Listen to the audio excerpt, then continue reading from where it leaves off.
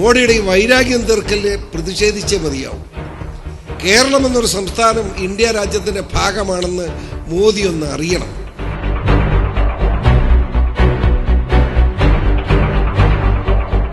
ഈ 17-ാം തീയതി മോദിക്ക് മനസ്സിലാകുന്ന ഭാഷയിൽ തന്നെ പറയട്ടെ, കറൻസി ആന്തോളൻ സമരം നടത്തുകയാണ്. ഈ 17-ാം തീയതി ചൊവ്വാഴ്ച എറണാകുളത്ത് നോർത്ത് റെയിൽവേ സ്റ്റേഷനിൽ ട്രെയിൻ തടഞ്ഞുകൊണ്ടുള്ള സമരമാണ് നമ്മൾ നടത്തുന്നത്.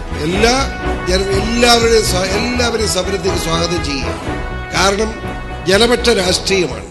ഈ വിഷയത്തിൽ പ്രധാനമന്ത്രിയുടെ നരേന്ദ്രമോദിയുടെ നടപടിയോട് പ്രതിഷേധമുള്ള ആരെയും ഈ സമരത്തിലേക്ക് സ്വാഗതം ചെയ്യുന്നു.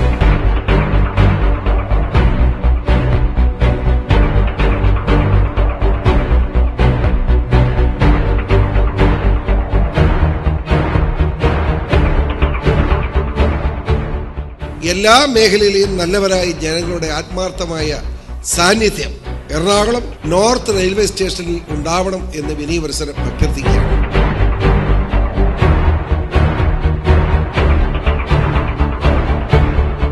മറ്റൊരു പ്രധാന കാര്യം പറയാനുള്ളത്, നമ്മുടെ മണ്ഡലകാലം കഴിയുകയാണ്, ശബരിമല സീസൺ കഴിയുകയാണ്.